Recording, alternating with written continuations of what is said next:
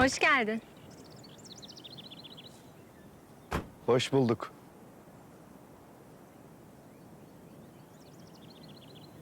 Çekirdek ister misin? İsterim. Şuradan al. Bunu mu?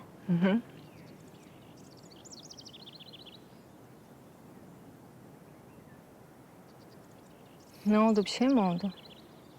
Neden böyle durgunsun? Fabrikada işler biraz karışık bu ara.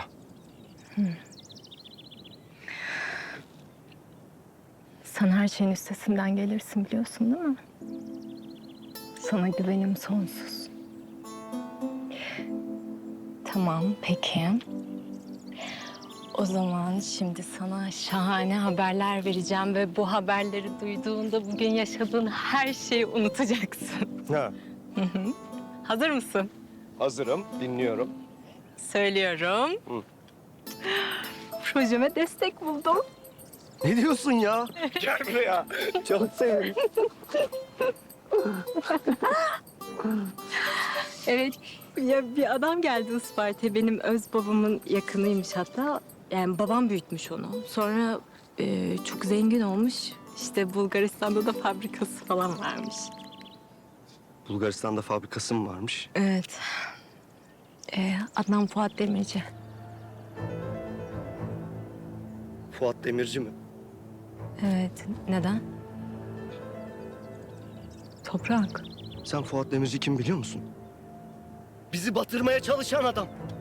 Bunca zamandır bize kök söktüren adam Fuat Demirci. Ben babamın ne bileyim yakını falan sanıyordum. Ne yapmaya çalışıyor ya bu adam?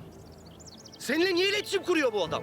Neyin peşindeki bu adam? Ne yapmaya çalışıyor? Yani Özür niyeti ne ki bu adamın? Ne yapıyor bu adam? Ne oyunlar oynuyor ya? Sana niye destek vermeye çalışıyor? Özür dilerim.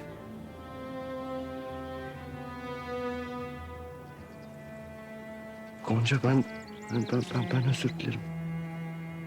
Özür dilerim ben sana bağırmak istemedim. Öfkem sana değildi. Çok özür dilerim. Çok özür dilerim. Çok özür dilerim. Affet beni. Ne olur ağlama. Ben seni çok seviyorum.